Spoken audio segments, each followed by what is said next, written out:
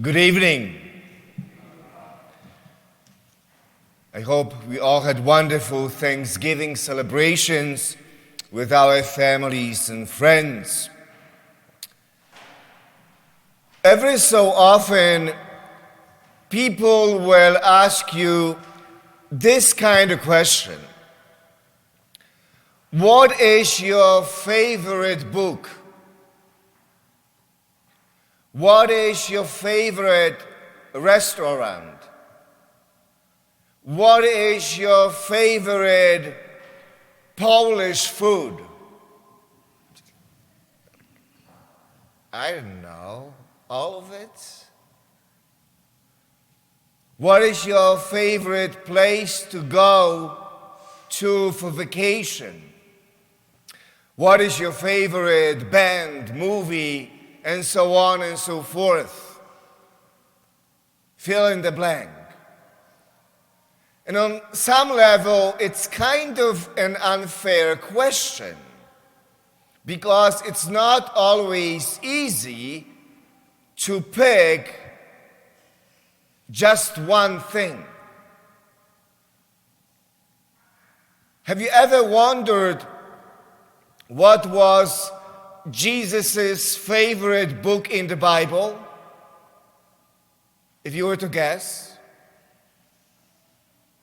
He definitely read the Torah, the first 5 books of the Hebrew Bible. He mentions today a story of Noah and the flood from the book of Genesis.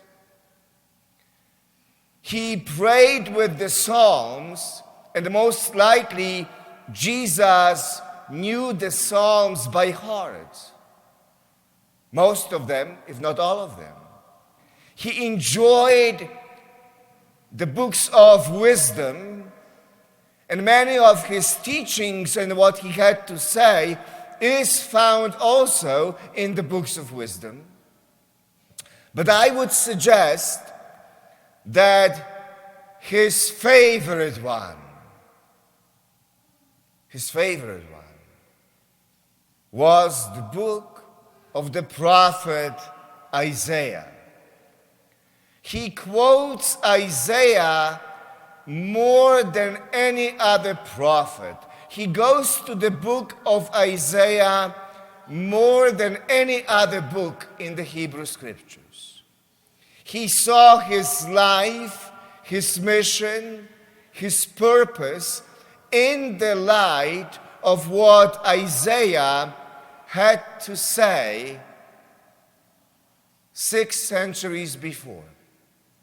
The book of Isaiah shaped his thinking, his attitude, his perspective, his being, the way books and people shape us today, and they do shape us and who we are. I would suggest that for Jesus, Isaiah was number one. It was a number one book to go to. Now, the first readings for each week of Advent this year are beautiful. And they are all taken from Isaiah. They are filled with hopes when there is no reason to hope. They are filled with promises and visions for something better.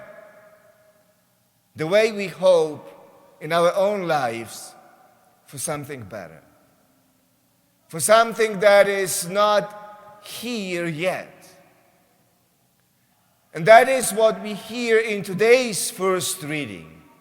Isaiah has a vision of a place, a mountain, that is not there yet. And this is what he says to us.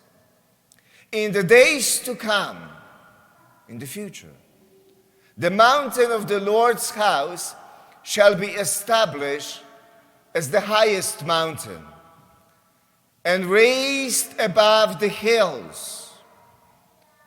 and all nations shall stream toward it. And then he says that on that mountain, God will instruct and teach and speak to all nations.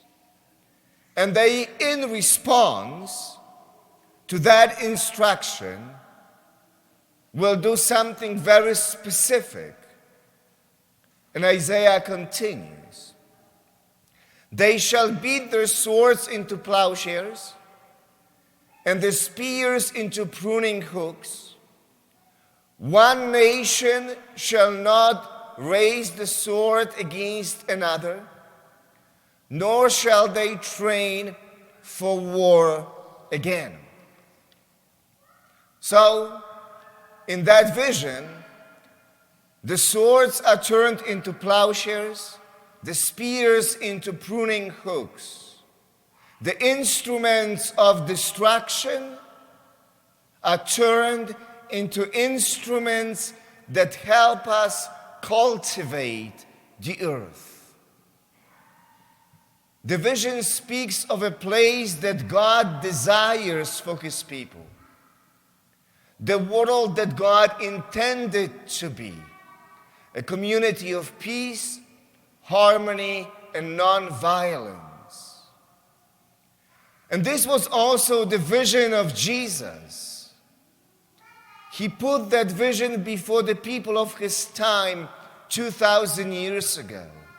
And he puts it before us today. We are called as well to turn swords into plowshares and spears into pruning hooks, which is another way of saying something that's very straightforward and simple. We are called to live non-violently in every way and any way. We are called to strive for peace, harmony, right here and now, in the communities we live in the world we live in. You see, as we look at the world around us, as we scroll through the Facebook posts or Instagram or watch the evening news, one thing is clear to all of us. We are not there yet. We are not there yet. But we are people of hope. When Jesus was born in Bethlehem, he was born into a similar world. Israel was torn apart by suffering, pain, divisions, frustrations. It was hardly a perfect place, and hardly a perfect time to be born. Yet,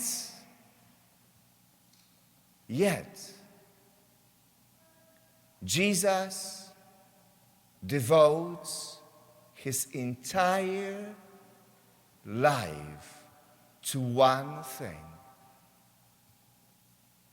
As imperfect as the world is in his time. One thing, to making the world a better place. A place that Isaiah was speaking about. That's his mission. I would suggest that the book of Isaiah was his favorite one. And probably for that reason. And now, of course, it is our task. It has not changed in 2,000 years. Notice the mission of the church has not changed in 2,000 years. It's still the same. Our task today is to build a better world wherever we are. Now, during Advent season, we do prepare for Christmas that recalls Jesus' first coming in history 2,000 years ago in Bethlehem.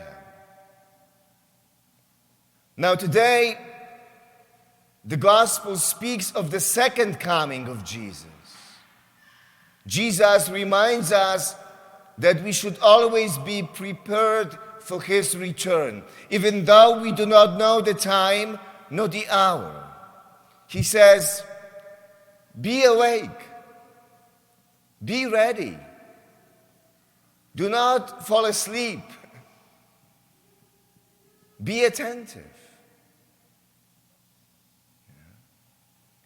So that's the second coming. But there is also in Advent the third coming of Christ. And this one is probably the most important one. Why? Because it impacts and affects our lives here and now. And this particular coming of Christ is not about the past. It's not about the future. It is all about Christ coming into our daily lives now in new ways. Jesus' words, stay awake, are an invitation to you and me to pay attention to the ways that Christ wants to come into our daily lives this Advent. Maybe new ways that Christ wants to come into our lives. Let me finish with this. In the book of Revelation, Jesus makes a beautiful Advent promise. This is what he says. Behold, I stand at the door and knock. If anyone hears my voice and opens the door, then I will enter his house and dine with him, and he with me. My friends, Christ is always at the door. Every day. Knocking. Standing at the door and knocking. He wants to come into my life, into your life, into everyone's life. And the one thing I have to do, and no one else can do it for me, is to open the door. And he will do the rest. Open the door and let him do the rest. And when you did it in your life in the past, you know what it means and how it can change things. God wants to come in and instruct and speak to us. And I love this image because during the pandemic, so many doors had to be closed. Doors to our schools, workplaces, gyms, restaurants, doors to our places of worship. Now they have been reopened, but we all know how it felt when they were closed. So we can identify with this metaphor. So this Advent, let us pay attention. Let us listen to where and at what doors Christ is knocking. Advent invites us to open the doors and let Christ do the rest.